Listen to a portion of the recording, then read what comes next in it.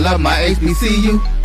And boy, I love it, love it. I love it, love it. I love my HBCU. And man, I hope my team they won one. I hope my team they won one. Yeah, man. I hope my team they won one. I hope my team they won one. I tune into the HBCU Sports Lab to see if my team won or lost. If they lost, I'm quiet as a mouse. But if they won, keep tab. I'ma do the dab, yeah. Dr. Cavil, he know what he be talking about. Mike and Charles, they know what they be talking about. They compress the analytic data with the hip hop. If you know them like I know them, they gon' tell you if your team, if they won or lost, and who the ball. So listen to Professor, yes sir, and pay attention, cause he gon' teach a lesson. This is Dr. Cavil with Inside the HBCU Sports Lab. Here with Charles Bishop. We're in the H&P Arena. We were courtside, and that's why we're a little bit late getting started to give you an update, as we had a little difficulty with the Wi-Fi, as you see here, but we're going to make it happen. We wanted to give you an update. So welcome to episode 608 into the new year. You know, we always trying to give you a little more update than those things. So we'll give you some scores throughout the game, give you some updates. We know some of you might be finishing out the CFP as it was moved today, but turn that on mute and just keep us going and make sure you get us in here. Welcome to episode 608 of Inside the HBCU Sports Lab and Podcast, the show that's covering the sporting HBCU diaspora, all things HBCU sports for institutions large and small, from the NCAA to the NAIA. We share insights and information on the HBCU sports culture, HBCU athletic aesthetics, to facilitate the story of HBCU athletic programs in the business of HBCU sports, and HBCU athletics aesthetics to facilitate the story of HBCU athletic programs in the business of HBCU sports. For short, we just call it the HBCU sports pedagogy. I'm your host, Dr. Kenyatta Cavil, along with my co-host, Mike Washington. He's out on assignment. Charles Bishop, along with Wilton, and we have AD Drew. We'll bring them in there shortly. But we're filming from our home studios, literally this time at Texas Southern University. The home studios are on campus. Studios with the Texas Radio Hall of Famer, multi-Hall of Famer Ralph Cooper, as you know. Beautiful home at Texas Southern University from Houston, Texas. I'm going to switch real quick and let Charles give you some updates because we have a little different variation. This is the first year of this, so we wanted to bring it to you differently. Women now play their first game on Thursday. You still have your doubleheaders on Saturday, and then you have the men's showcase on Monday. So women's showcase on Thursday, men's showcase on Monday. So you got all women's games today. We're here at Texas Southern University, and give us the updates of the score here, and then give us the updates of the other ones as well. Yeah, we'll take a quick look at these updates. All games are right now in the first period of play, but Texas Southern on top of Grambling 10-7. Alabama State on top of Arkansas Pine Bluff 16-12. Southern on top of Prairie View early in that game 10-5. And Alabama A&M on top of Mississippi Valley 22-6. All games in the first quarter of action. Yeah, early blitz by Alabama A&M on the new coach. Early statement. Yeah, it sure seems like it. Yeah. With that being said, let me start with you, AD Drew. How are you doing today? I'm doing fine, fellas. I'm doing fine. And I've got a statistic for you all since we talking about scores. I got one for you, Dr. Cavil. I like it. Do you know how many shows that you did in 2024? How many Dr. Cavil's Inside the HBCU Sports Labs aired in 2024? I know that in July, we did show 500 around that time. Okay. So I could give you 160, but the 50 or so before that, I'm not sure. So do you have the answer to this great question? Trivia. All right. Before you give it, let's go to Wilton. I want to see if some of the lab listeners can get it. Then we'll come back. See if anybody can put it in there. We'll see if anybody puts it up there. Wilton, how are you doing today? I'm doing good, Doc. It's a new year. You know, I'm glad to be on the show with you guys again, and it's good. Like basketball season, we turned the calendar, as Charles would say, like, you know, during football season, like some schools, it's time to turn the clock to basketball season. Now we're really in basketball season. We're here. So it's going down, and I'm glad to be back. Yeah, some folks are glad to be here, like Norfolk State, Alabama A&M. Norfolk State on men's and women's. Yeah. Alabama A&M on the women's is seen. We'll see what that men's on the men's a little early, but Real happy to get the basketball season for some program. Oh yeah. But with that being said, let me go back to you, AD Drew, with the wonderful question, because I'm glad Wilton didn't try to sneak one in for the 2025. I was watching this commercial advertisement from a math nerd, is what I call him, because I am one itself, so I can do that, where he was just talking about how this year is the squared year, and there's so many different ways where you can do squared. So I'll share that information with you, AD Drew. I know you'll appreciate it as well. But with that being said, with the great quiz of the day, I gave people plenty of time. Did any of our lab listeners get close to it or get it right? Let's see. Let's see. Let's go to the screen and see if anybody. No, nobody was brave enough to put one in. But we did 132 shows last year. Hold on. Yeah, I was about to say, yeah, That deserves a clap. Exactly. And double clap for AD Drew for putting that together and making sure that not only he proposed the question, but he had the answer. Yeah. Right. 132, right? 132. And by the way, Dr. Cavil, show 500, you were a little bit off. Show 500 was actually in April. Okay. Dang, was it? And I just celebrated in July. Thank you for that. You know, all this is escaping. That's crazy. That's putting so in that's work. 132 ways, 365 days. That's a little over about a third of the year. Every 3 days. Yeah, exactly.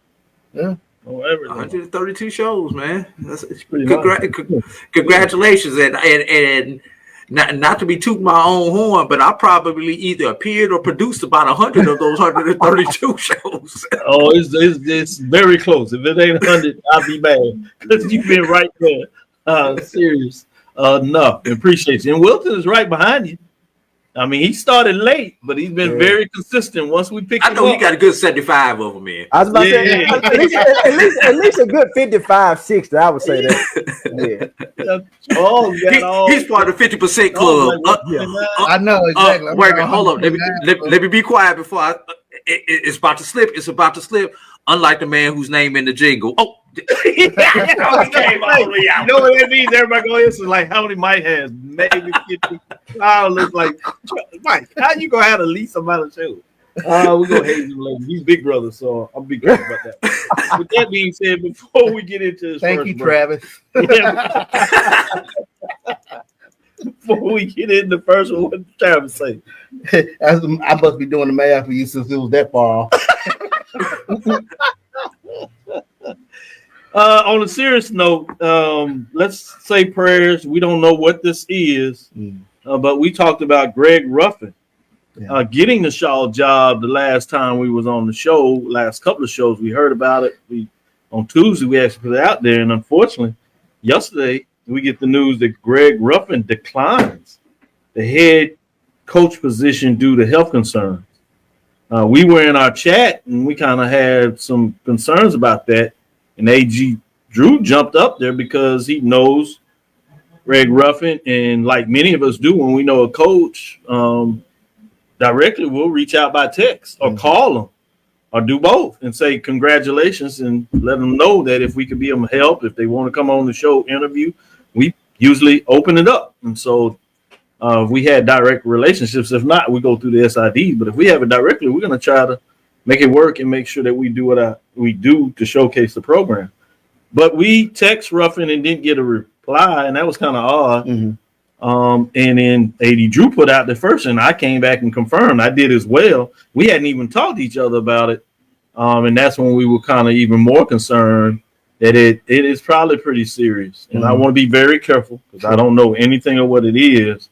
But regardless, the fact that he put a statement out there from the university that is health concerns, let's make sure we say our prayers that everything can be okay with Coach Gregg Ruffin. And, we'll worry about the coaching opportunities next. So I want to say that publicly. I've talked to Gregg for many years, and he's a good guy. Yeah. Obviously, you know him from Jackson State and the other success. He's rebuild a lot of programs. Yeah. That was kind of became his niche. Yeah. Go into program startup or restart programs and get them going. And so it looked like he was going to have a job to restart to some degree, if you would, at Shaw, but it's not to be so. Serious thoughts on that.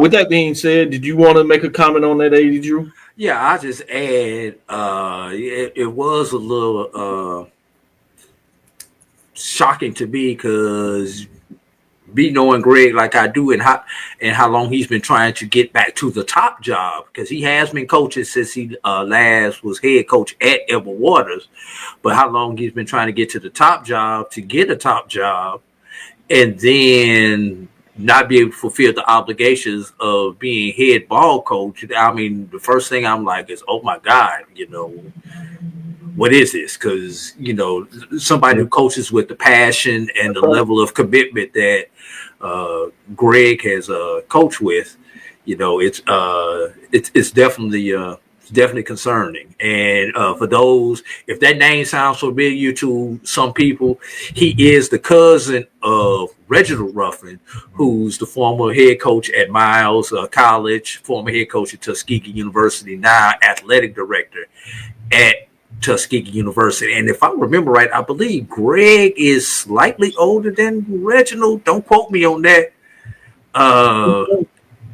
as far as age, but I will say they are first cousins. So Yeah. Mm-hmm. Yeah, good stuff. Good stuff, and great point that you make there. With that being said, let's go around and see if there's some other news that kind of that's on your mind. We'll start with you, Charles. Any additional news? Yeah, let's take a look at it. And the rich keep getting richer. When you take a look at it, Jackson State. I was going to say, don't say that. Yeah, I know you're talking about. Yeah, Jackson State transfer portal. They picked up Mississippi Valley State first team all SWAC wide receiver Nathan Rimber as he's committed to Jackson State. So a huge coup for TC Taylor, Coach Otis Ridley, in terms of picking up one of the better receivers in the SWAC. He'll be joining a Jackson State squad that looks going into the spring. They're kind of loaded again. They got some pieces coming back. So we'll see what happens with that. You too, Will. Everybody getting excited with their new coaches, and they sitting up their chest out. We got some new toys. Hey, Charles, parents are well off. You gotta come out there with the other toys. Now Doc done put his allegiance. With people. He done took his allegiance back from Jackson State. Now he might have to bring it back a little bit. Hey, trust me. I always got a piece of my allegiance over Jackson State. They treats me well. Now that's not.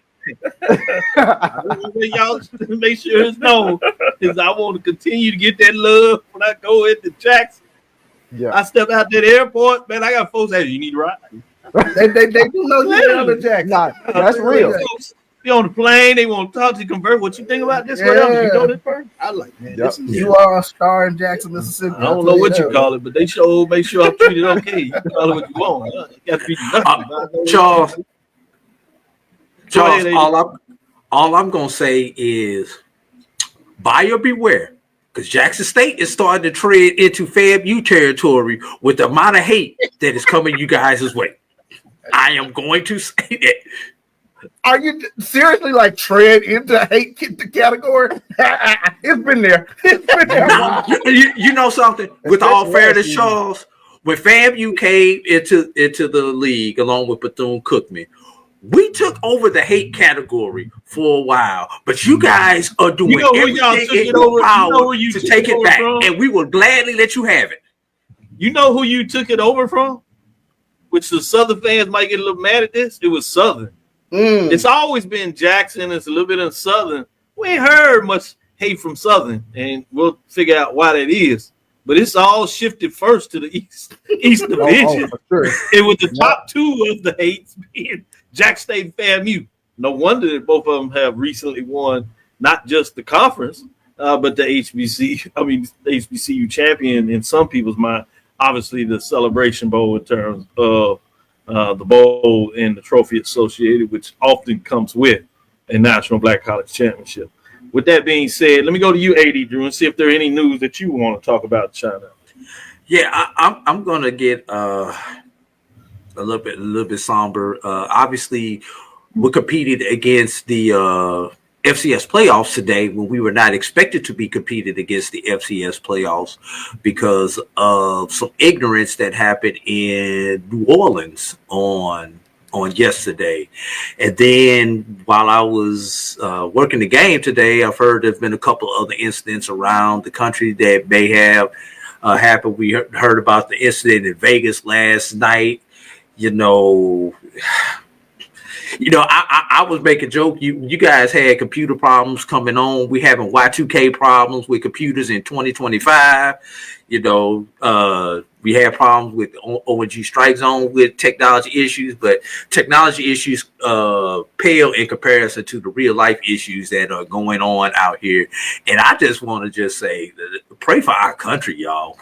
Whatever God you pray to, pray for our country, because as an athletic administrator, the incidents that happened at the Sugar Bowl is honestly one of my worst fears as an athletic administrator, that something like that could happen on my campus that I'm working at. We saw what happened with Tuskegee earlier this year. Who was it last year? It was what was it? Morgan State. We've seen these incidents happen on our campuses. So one of my worst fears is that we relax. I go, and for those of y'all who get, excuse my language, who get pissed off because they want to pat you down, whine you, put you through 5 metal detectors and everything else before you come to our football, basketball, baseball, or whatever game on our campuses. Hey, now you understand why. I'm on my soapbox. Oh, absolutely correct. Condolences to those families that lost individuals, and we wish those families well in terms of people that are still hospitalized. Yeah. I'm careful in terms of the prayer terminology because in some ways I think it's just frankly overused. So I refuse to use it from that perspective. Not that I don't believe in a higher being, but I think it needs to be used seriously in terms of those in positions to do better. And people trying to separate the difference between domestic and international terrorism is an issue with me. And folks that won't do anything about the guns that terrorize folks is just as troubling as anything. And to try to separate it like one is worse than the other when you talk about loss of lives, to me, it means no difference.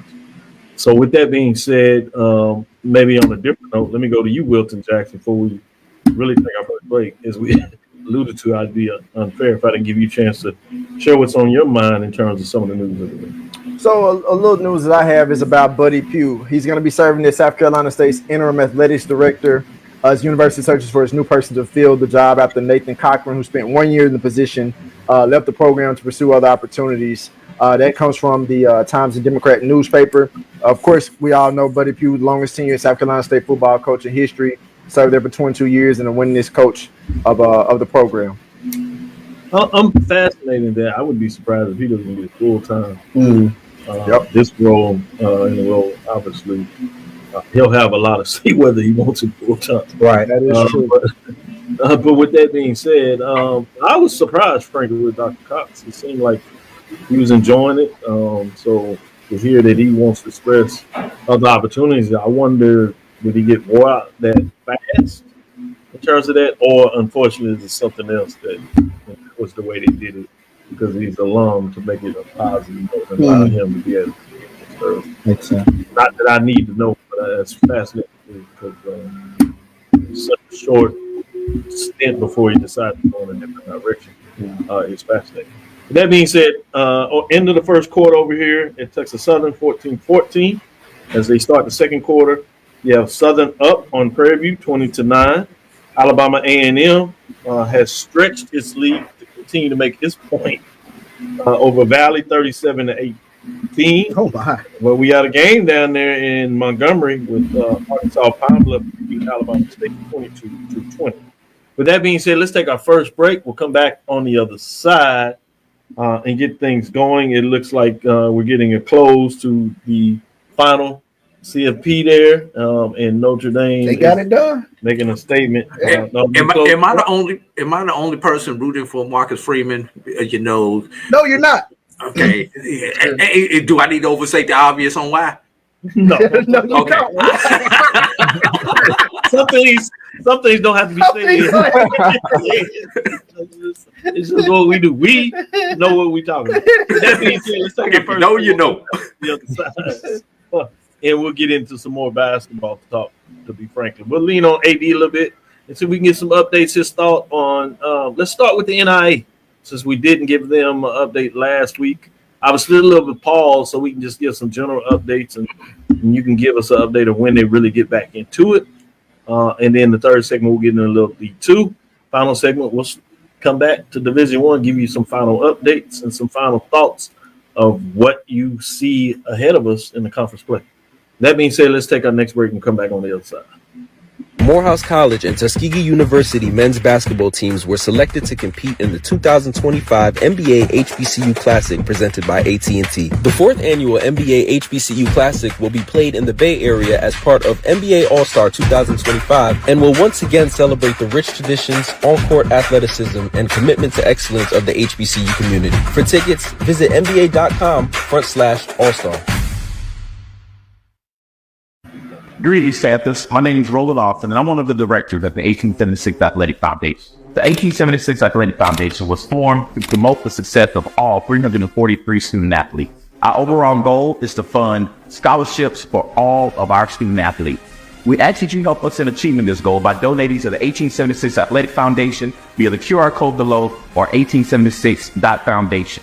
Your generous donation will help us continue to assist the needs of all of our Panther athletes. Thanks, and go Panthers.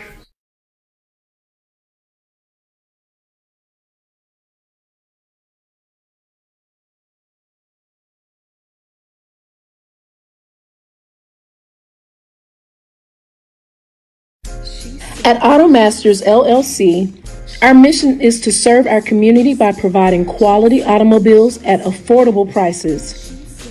All of our vehicles are inspected and certified to offer you the confidence in knowing you have a quality vehicle. Our goal is to provide you with a seamless process and positive experience for your automobile purchase. Financing recommendations and specific vehicle inquiries are available at your request.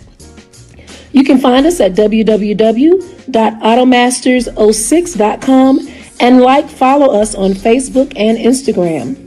Also, please feel free to contact Terrence Miles at 601-927-7794. And oh yeah, tell him Sonia sent you. Compress the analytic data with your hip hop. If you know them like I know them, they gon' tell you if your team, if they wanna lose, and who the ball. So listen to Professor, yes sir, and pay attention, cause he gon' teach a lesson. This is Dr. Cavil with Inside the HBCU Sports Lab with Mike Washington. He's out on assignment, but we have Charles Bishop, A.D. Drew, Wilton Jackson the second. Man, Wilton, I see some of them pictures you put out there. Why you doing the women like that? Hey, man, I'm just trying to stay as young as I can while I can, because I know one day I ain't going to be so young. Okay, I just making sure. I see you showing out like, damn, bro. Oh, we gonna be that. Damn, Will. I'm just saying. I just had to ask the question. You know, I just try to slide them in at the end. Just recap here and just try to put it at the end and just keep it moving. Okay. Yeah, you slide it in, huh? That's the term we use now. This man. This man here. 80 Drew. Let's get back on the course and talk a little about basketball, NIA style. What are your thoughts in terms at the NIA level? I know Langston, surprising enough, one of the things I saw with Langston that they have lost 2 conference games. Sooner Athletic Conference on the men's side, still doing well. They're still dominating, but I don't think they had the second loss last year until we were deep in February, maybe. Have 3/4 of the way through the conference play. So kind of give me your thoughts in terms of some men, women, wherever you want to go with it on the NAIA programs. Give us an update. Let's start off on the men's side, and let's start off in the conference that has the HBCU moniker, the HBCU HC, or the HBCU Athletic Conference, where Steelman sits at the top with a 5-1 record. Charles's neighbors growing up, the Tougaloo Bulldogs, are sitting tied for second in the conference at 4-1, and Suno is also tied at 4-1 in the HBCU AC. The other teams that are above 500: Philander Smith 5-2, Wilberforce at 5-3, Dillard at 3-2, and UVI is sitting there right at 500 at 2-2. And if I could pull up this young man's name from Suno. While you doing that, I want to remind everybody that the HBCU Athletic Conference is deep. They get 2 automatic bids to the tournament now. Is that correct? I think you told us about that. Remember, the HBCU AC now consists of Dillard, Fisk, Oakwood, Philander Smith, Russ, Southern Suno, Stillman, Talladega, Tougaloo, Virgin Islands, Voorhees, Wiley, and Wilberforce. Yeah. And what I want to do is shout out the athlete that everybody needs to put on their radar is one Jamal Gibson at Southern University, New Orleans. He has a remarkable streak of double-doubles. It's something ridiculous, like 42 out of 43, 43 out of 44. I done lost count. But, oh, my God. And this name that I'm about to throw out to you guys may not ring a bell to you guys, but there was a guy who played for Harris Stowe in St. Louis called Deshaun Munson. And that's who he kind of reminds me of with the kind of stats he's putting up. Munson was a rebounder and scoring machine. Munson couldn't hit a jump shot outside of 15 feet, but he give you 30 points and 20 rebounds. And I haven't seen Gibson play, but just looking at the numbers, this kid is putting up remarkable numbers on the men's side. Charles looks like he has something he wants to say. Yeah, because I was curious, what's the backstory on Gibson? Like, he has like a remarkable backstory, if I'm not mistaken, right? Yeah, I was sent it in my one of my links from Suno. I glanced at it. I don't want to misquote it because it was one of them things. It got sent to me while I was busy doing something else, and I didn't go back to it. So, but I do know that is the one thing that stuck out with me is all the double doubles. And they asked, did they have any comparison? And I threw out Munson at Harris Stowe, like for them to look at as far as comparison. And on the women's side, I don't know if you guys remember LaQuanza Glover, who played at Edward Waters on the women's side, but she had like 60 double-doubles in her career as a student athlete, including about 4 or 5 20 games in her career. So those are the only 2 things that I could think of as far as a comparison to what this young man is doing. Let me ask you a question, AD, and I know it's early in the season, but you're always on the pulse of what's going on with regards to NAIA basketball. Like, who are the teams to kind of pay attention to as we start to get rolling more so into the season? As far as the HBCU teams, we lost Charles there. But if we're talking specifically about the HBCU teams, you need to focus on Tuscaloosa, Alabama this weekend into early next week. They had HBCU conferences playing a pod in Tuscaloosa. Let's see who comes out of their pod because they're playing 4 games in 5 days, if I recall, starting on tomorrow. So let's see who comes out of that pod. Either will we have separation after that pod in Tuscaloosa, or will we have even more confusion as teams that get bunched up in the middle? Then you can come back next week, Charles, and ask me who to watch, because I think that's gonna separate the contenders from the pretenders. 4 games in 5 days, almost tournament style, right there. Langston 11-2, but like Dr. Cavil said, those 2 did occur in conference. 7-2 is their conference mark. 11-2 overall. One other HBCU on the men's side that we always like to keep an eye on is Florida Memorial. And Florida Memorial is sitting 1-2 in the Sun Conference, 8-4 overall. I'm gonna let you guys throw anything before I jump on the women's side quickly. Yeah, I'm just gonna say Xavier, Louisiana is another one to keep your eyes on the Red River Athletic Conference. They currently I forgot about Red River. Yeah, 9-2, 8-1. Yeah, it always kind of sneaks out there, but they have like 5 HBCUs. The rest of them are under 500 pretty much in terms of conference play. So we'll leave it right there in terms of the men, in terms of what they're getting done. Let you go ahead and talk about the women's side.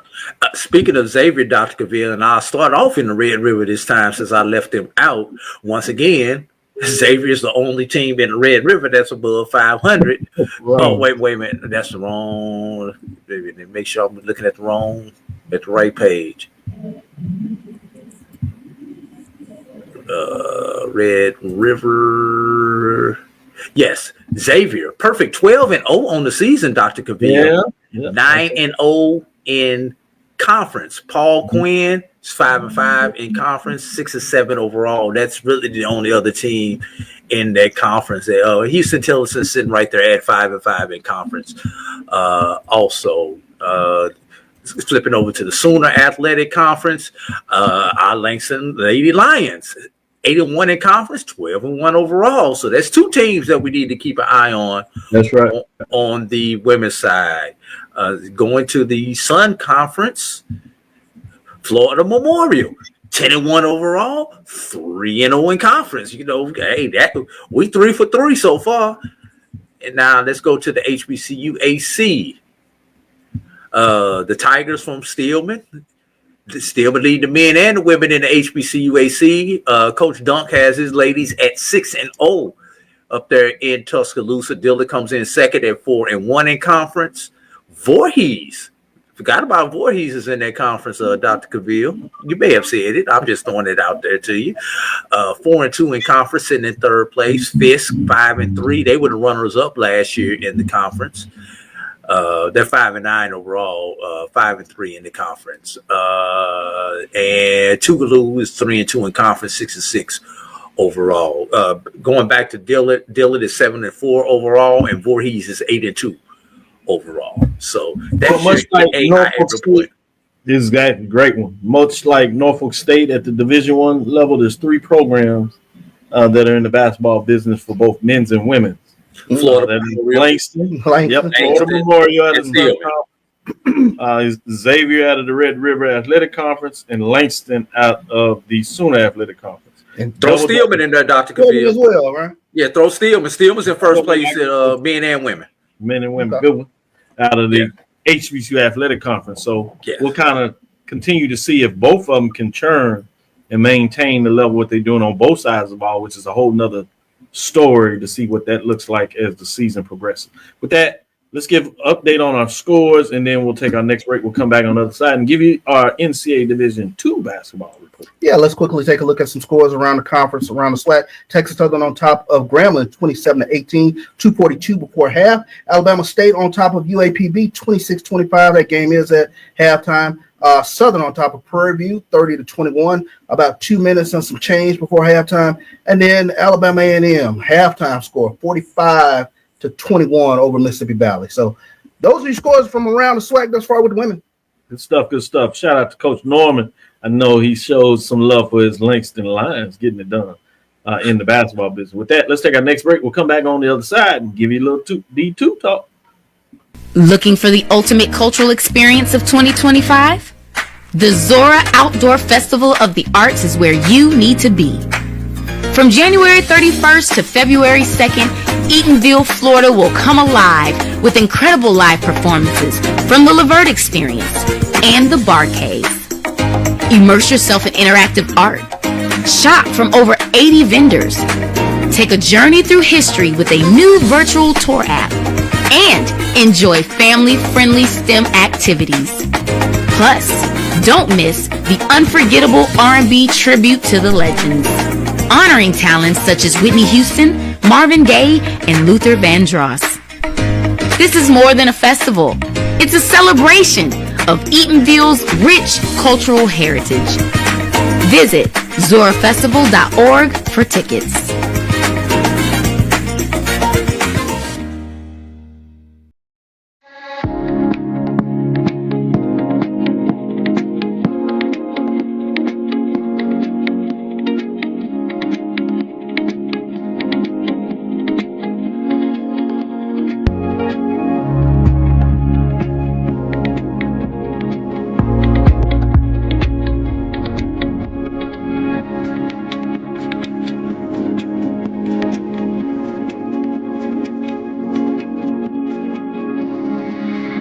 Hey y'all, it's your girl Sonia from She Say Sports.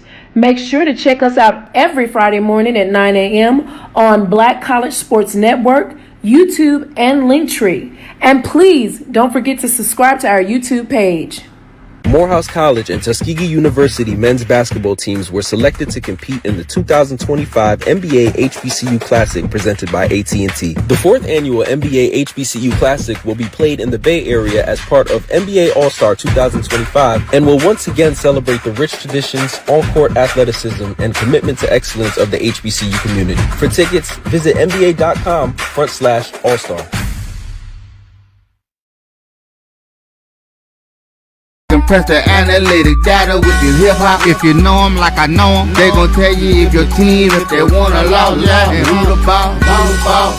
So listen to Professor, yes sir, and pay attention, cause he gon' teach a lesson. This is Dr. Bill with Inside the HBCU Sports Lab. We got updates galore going, and we hear the bouncing basketball as they're out there having a good game over here inside H&P Arena, with the two Tigers tangling between Grambling State and Texas Southern University. So see if we can get out there and get the end of this matchup. But with that being said, it's time for our D2 report. We're going to shift it back up to you, Drew. And this time, Wilton, we'll let you do a question. You got a question that you want to ask him as he gets started, or you want to wait until he gives the part of the report? Nah, go ahead and wait till he gives his report. All right, we're gonna start with the ladies. CIAA. We'll start off with the in-conference. Virginia Union 4-0, 9-3 overall. Bowie State's 4-0, 10-6 overall. Virginia State is 2-1, 8-3 overall. That takes care of the North. And in the South, Shaw is 3-1, but they're only 5-7 overall. Fayetteville State 2-1, 6-5 overall. And Livingstone sits at 2-2. 4-8 overall, and the CIAA is off until Saturday. One of the things that's been interesting for me about the CIAA is how much over the last decade the basketball has kind of slipped, but the football has it's gotten better. Yeah, it's just a conundrum for us that have been following the CIAA and SIAC for that matter for umpteen years. It's just amazing with that. Any thoughts from you is just how it's flipped so much? Yeah, I mean, the default is to call, the East Coast teams the basketball, teams. But it's been a sort of an interesting look-see with regards to CIAA basketball over the past few years. And I think you'll see a little different frame when AD gives his report on D2, but looking at the SIAC. But before he does that, Wilton, you have a question you want to jump in here and Yeah, I wanted to ask you this, Eddie. A lot of times you kind of know certain teams that are probably going to be the most elite teams, specifically when you look at the CIAA. But is there a sleeper team that we should probably know about more than anything so far, kind of going into or just diving into conference play? I like Lincoln for what they have done on the women's side, what they have done the last couple of years. If you remember, who was that? They beat Delaware State was it last year, 2 years ago? Lincoln is always one of those teams that's sneaky. They'll come in and really surprise you come tournament time. So if I had to pick one team to keep my eye on, let's do Lincoln. Lincoln right now overall is sitting 5-8. They're 2-4 in conference, but it's still early, and they're one of those teams come late February because their conference term is always the last week of February. I wouldn't want to be in the same side of the pod with those Lady Lions.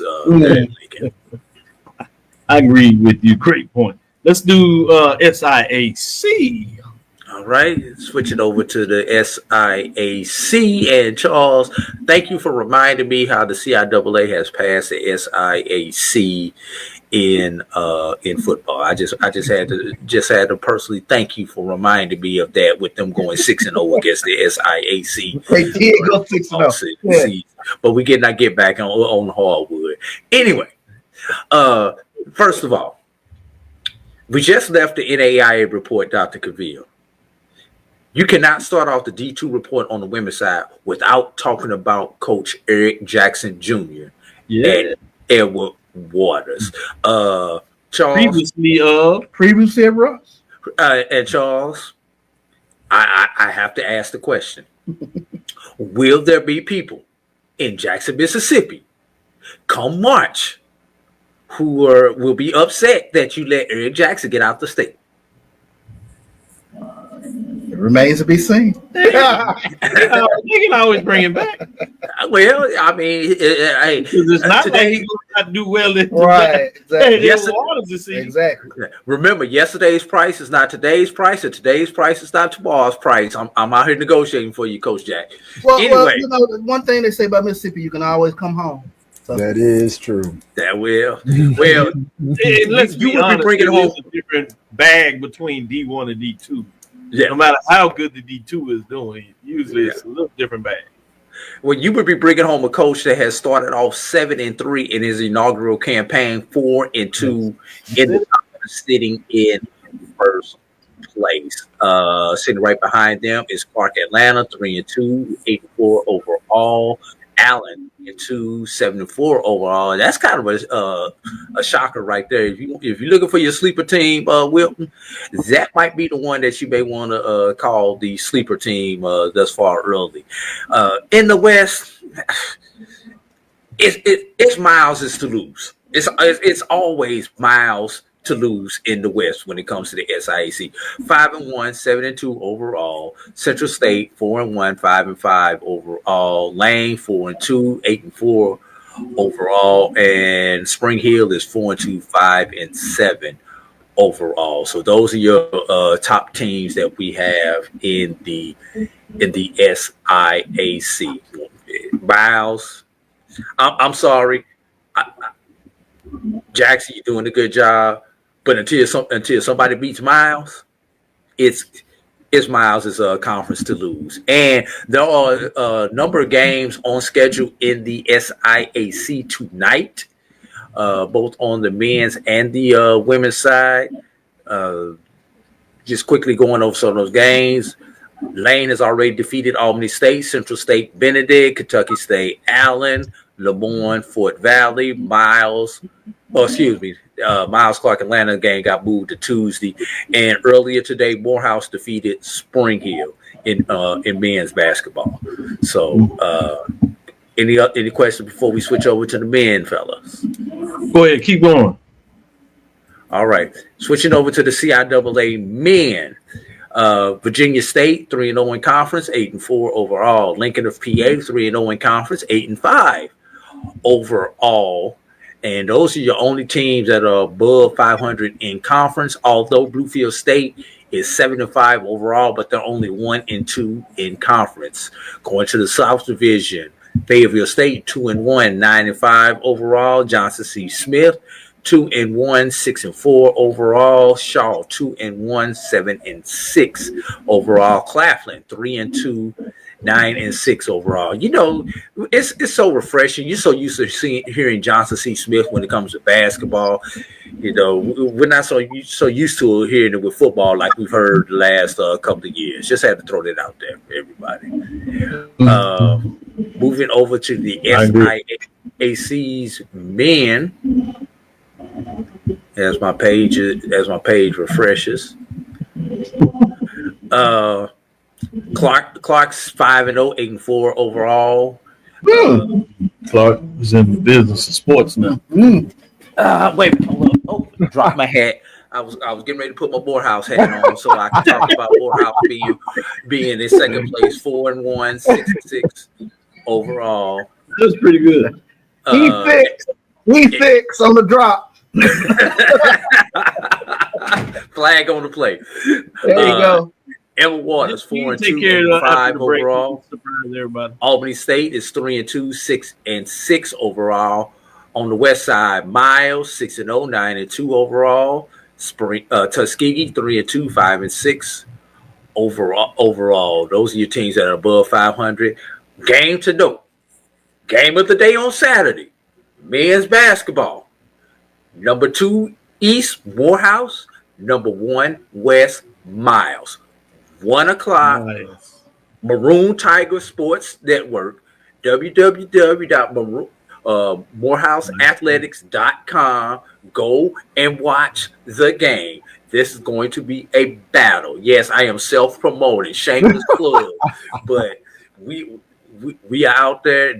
That's not going to be a game that you want to miss on Saturday. 1 o'clock Eastern, 12 o'clock Central.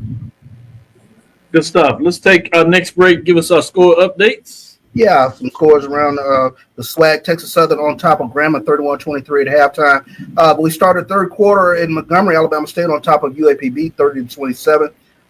Southern on top of Prairie View, 31-23 at halftime. And still at halftime, Alabama A&M and Valley, A&M on top of Mississippi Valley, 45-21.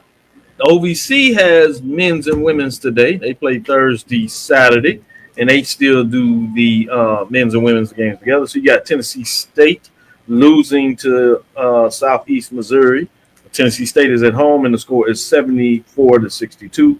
A minute left in the fourth quarter, so that looks like it will be a daunting. Remember, you also have the men of the CAA playing on Thursday and Saturday, with the women on Friday and Sunday. You have A&T at home, but they're losing to Elon, 45-34. It's at halftime. You have Hampton that started off the season really well, got that big win over Howard, the Battle of HU on the hardwood, and they got it done, as that was on CBS Sports. They were at 8-5, but they're on trouble of dropping a conference loss, as they are losing at halftime on the road to Charleston. That is 10-3. They're losing 35-42. With that being said, let's take our last break. We'll come back on the other side and talk about a little bit of women's basketball. What do you think of tonight? What's going on thus far? Your ideas of this Thursday, how it's picking up, what are things that you're going to kind of be looking at early, what this look like. It's kind of hard to get a measure now. Students are still out. Sure. So we got to keep that in mind. And then we'll talk a little bit about the big doubleheader on Saturday, when things really get to going for both men's and women's. And maybe a little shout out to the men's on Monday. Sure. With that being said, let's take our last break and come back, and we'll do just that. This is the Dean of the College of HBCU Sports, Kenyatta Cavil of Dr. Cavil's Inside the HBCU Sports Lab with Mike Washington and Charles Bishop.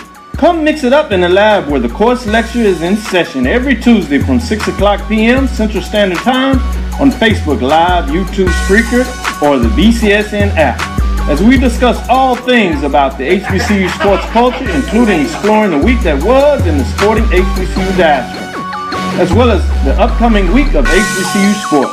With me, the Dean, the College of HBCU Sports, on Dr. Cavil's Inside the HBCU Sports Lab with Mike Washington and Charles Bishop. Course lecture dismissed.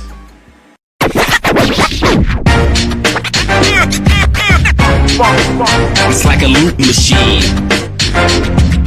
All around town, people trying to get down.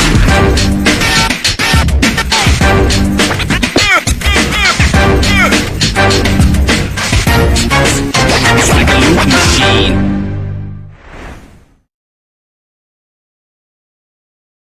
You're looking for the latest information on Southern University sports, the Southwestern Athletic Conference, and HBCU athletics. There's only one place to go. Tune in to the Carlos Brown Show, exclusively on the Black College Sports Network. Looking for the ultimate cultural experience of 2025? The Zora Outdoor Festival of the Arts is where you need to be. From January 31st to February 2nd, Eatonville, Florida will come alive with incredible live performances from the Levert Experience and the Bar Cave. Immerse yourself in interactive art. Shop from over 80 vendors.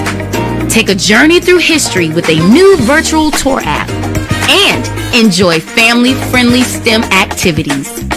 Plus, don't miss the unforgettable R&B tribute to the legends, honoring talents such as Whitney Houston, Marvin Gaye, and Luther Vandross. This is more than a festival. It's a celebration of Eatonville's rich cultural heritage. Visit zorafestival.org for tickets. Compress the analytic data with your hip hop. If you know them like I know them, they gon' tell you if your team, if they wanna lose, and who the ball. So listen to Professor, yes sir, and pay attention, cause he gon' teach a lesson. This is Dr. Cavil with Inside the HBCU Sports Lab. Let's get into the talk of the Division One and give you some updates in terms of the look at, and we'll give our last updates in terms of some score before we close out. But with that being said, what are your early thoughts in terms of the SWAC? Let's start with the SWAC with you, Charles, and then we'll kind of get everybody's input. And regard, you can do both men's and women's. What are your thoughts in terms of SWAC? I think looking at it earlier, I think the teams that I was going to really be kind of paying attention to was Alabama A&M. They had a strong non-conference season. I think they come into SWAC play 7-5. So Don Thornton coming over, bringing her brand of basketball from UAPB to Alabama A&M. And then this team out here tonight, Courtney Simmons' team from Grambling. They seem to be ascending last year. So real curious to see Texas Southern on top of them early in this matchup. So those were the two teams I was really paying attention to. And then just listening to what Courtney Simmons was saying about, putting the emphasis, so to speak, on this part of the schedule, because she didn't feel like her team was really getting much out of the non-conference. That's fair. Yeah. Wilton, I'm going to ask you from this perspective, based on what you've seen in terms of non-conference play, has there been any surprises in a good way or a bad way in terms of either men's or women's programs that's kind of caught your interest before we get into conference play? So in terms of the SWAC or MEAC? Let's start with the SWAC, and then we're going to come back and talk about it. Not necessarily from the SWAC. I think right now it's the way I look at the SWAC specifically from the women's side is like a bag of marbles. Like you really don't know who's going to be the top team. And Charles kind of alluded to the fact that like talking about the wicked witch of the East. Yeah. I guess in basketball it's really not, so we can say East. It's I mean you gone, so it's everybody. Grambling was in there, but it looks like they maybe took a step back. So continue. Yeah, no. So that was to my point. Like it's kind of like you thought Grambling coming into the season. I know for a fact, to Charles' point, I definitely had Grambling as one of my favorites, and it's still to say that it's not to say that they can't, but that's definitely a team that I'll have that I'll be having my eye on and looking at. Obviously, Don Thornton and Alabama A&M, what she's been able to do, and I think more so than anything is that I think she's really out to prove a point, because a lot of her success kind of in some ways got overshadowed by Tamika Reed at Jackson State. I'm just gonna keep it real. It just did. Like Tamika Reed, yes, right. Like Tamika Reed, what she was doing at Jackson State really kind of just literally took over all of what was going on in SWAC women's basketball. So if I'm Don Thornton, it's like obviously she's at a new program in Alabama A&M. I'm pretty sure she was never encouraged or motivated to lead Alabama A&M to reach new heights. She's definitely trying to do that this year.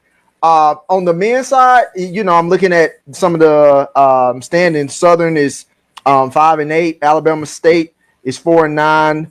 Alabama A&M is 4-9. But like I said, right now, these are the times of the year where it's like, okay, it's the beginning of conference play. You weathered the storm in non-conference play, and it's like, okay, what do we really have?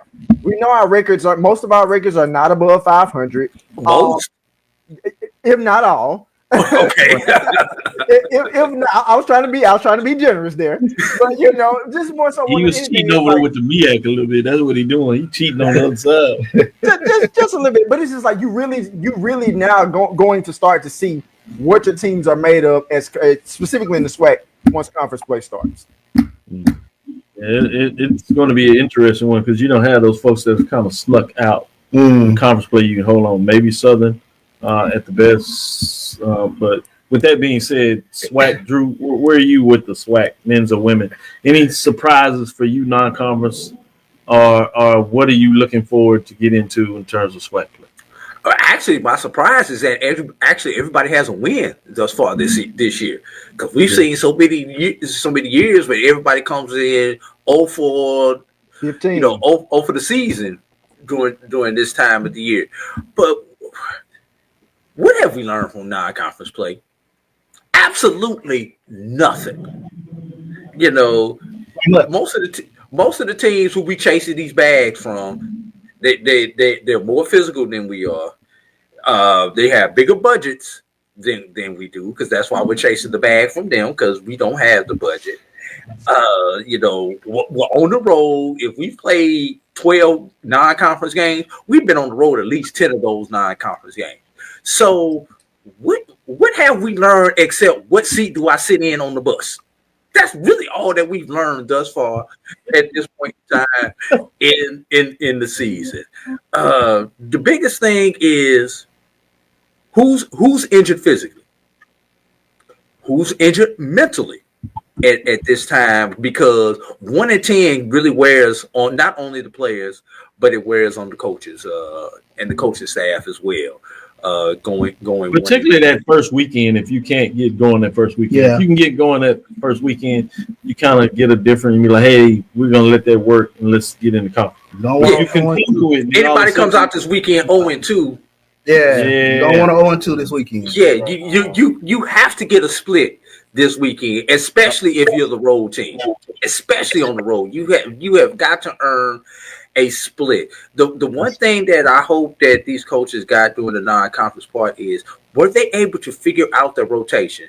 Like, you may have played 10, 12, 14 deep non-conference because you was getting blown out. Let's be real. The SWAC play, these bitches, you're going to go 9, 10 deep. Ultimately, we know when it comes tournament time, most teams go 7, 8 deep come tournament time. But you have to be able to go 9, 10 deep right now.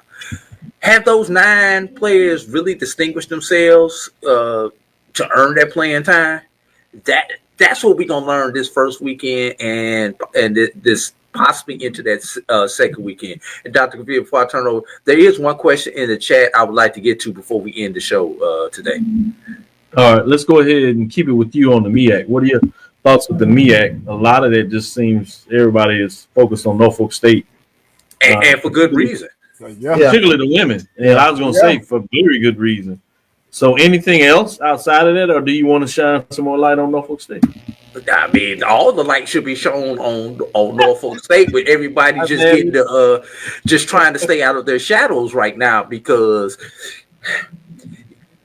you got the best men's basketball team in HBCU basketball in Norfolk, Virginia.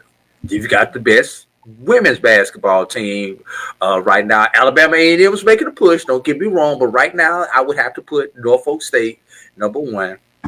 Yeah. And when it comes tournament time, they get to sleep in their own beds.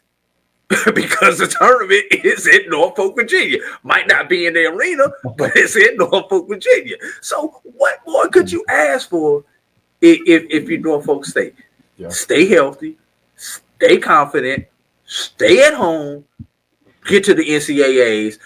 Hopefully, what I'm really interested to see is what both of these teams did in their non-conference.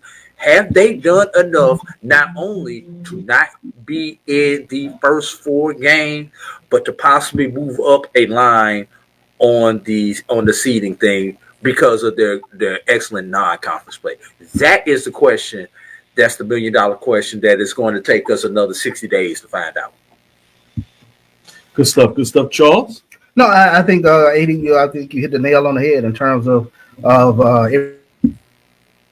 everything being chalk, but Norfolk State men's and women's program really standing out. It'll be curious once we get a little bit more into conference play if there's a Maryland Eastern Shore, if there's a Howard that punches back, if you will. So I'll be interested to see, how things start kind of going along as we get toward the middle and late part of January. I'll come to you, Wilton, with that. You do have Coppin State that has a winning record. Yeah. 9-7. They've been solid last year. They had lost their last game, but they're playing some really good basketball. Everybody else is under 500, but you do have a Howard team that you mentioned, and it's pretty solid, 7-8. Morgan State is right there, 7-8, surprising some folks. Maryland Eastern Shore struggling a little bit this year, 4-10. Doesn't mean they can't get it right in conference play.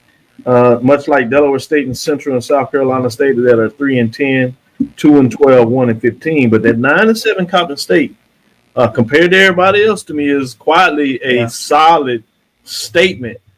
With all the attention being on Norfolk State, rightfully so, it'll be interesting to see what they can get. Wilton, what are your thoughts in terms of the MEAC? Obviously, either Norfolk State or even Coppin State in terms of what they've been able to do. Oh, no, I echo the same sentiments as you do, specifically with that Coppin State. That's not a team you want to sleep on at all. It's a reason that they went 9-7 in conference play. That's going to – and honestly, when you look at – specifically on the women's side, when you look at teams that could potentially give some problems for Norfolk State, you definitely want to consider Coppin State and Howard.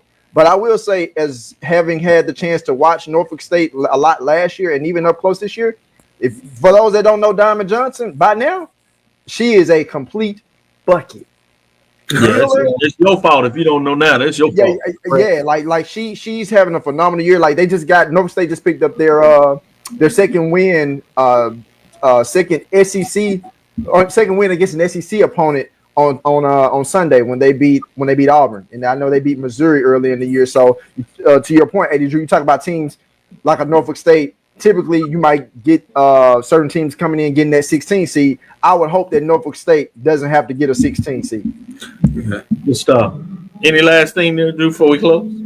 Yeah, there was a question in the chat, and I'll put it up on the board. Blue Jacket for Life asked me, I hear there's a new format for the SIAC basketball tournament with first round games being played on home sites. Yes, that is what I am hearing also. First round games will be on campus sites. That should be the last Saturday in February with the final 8 advancing to the final 8 on the men's and the women's side advancing to the host site. And the tournament is scheduled for, I believe, the 5th through the 8th. I have to double check the date, but it's Wednesday through Saturday. But the championship game being on Saturday this year instead of Sunday like it was last year. I have not seen what the actual bracket looks like as far as where the cutoff line is for that first round bye, but I do know the final 8 will be at the tournament site. Good stuff. Final score here in Nashville, Southeast Missouri. Women defeat Tennessee State 75-68. What scores you got? Yeah, quickly, Texas Southern opened up a lead here on Grambling, 39-25 here in the third quarter. Alabama State on top of UAPB, 43-31. 17 seconds left to go in the third quarter. Southern opening up a 9-point lead, 37-28 over Prairie View, and Alabama A&M big over Mississippi Valley, 52-29. That game is in the third period of play. Fast things here. Obviously, keep your eyes out on Tennessee State men as they play their game later tonight after that women's game, so they should be kicking off, but we'll be off. But we do have some updates on the men's side from the Coastal Athletic Association. Hampton is going further in the hole. It is 54-38. That's Charleston over Hampton, 54-38, with 15:03 left in the second half. You have Elon pulling a little bit away from North Carolina A&T, 58-46. That's also in the second half with 12:13 left. Both of those games are on Floor Sports if you want to catch them out. With that being said, that'll do it for us. Go ahead, Drew. Where's Ryan McGinty at, man? He's in here. Out there working. He was setting us up. Out there working. He was setting us up. having this ready to go. Shout out to Stephon. They gave us clearance to get this done. Next time there's a home game that falls on a Thursday, we'll look at maybe doing it from the suites and see if we can get a little different format and maybe sneak a little bit of the action in for you from that perspective. But we really were going to have a thought process of trying to do a courtside, but equipment quite would not work for us as we were trying to get direct lines. But we'll work on that as well and see if we can ever so often give you a different perspective of what we give you a little more action of what's taking place out there on the women's side, particularly with this new format. It may work out for us. With that being said, thank you for listening to Inside the HBCU Sports Lab. Make sure you share our podcast with your friends and colleagues. I am Dr. Kenyatta Cavil, the Dean of HBCU Sports from Inside the Lab in the College of HBCU Sports with Mike Washington Charles Bishop. Giving you that love. Again, we want to thank you for listening to Dr. Cavil's Inside the HBCU Sports Lab with Mike Washington Charles Bishop every Tuesday and Thursday at 6 o'clock Central Standard Time right here.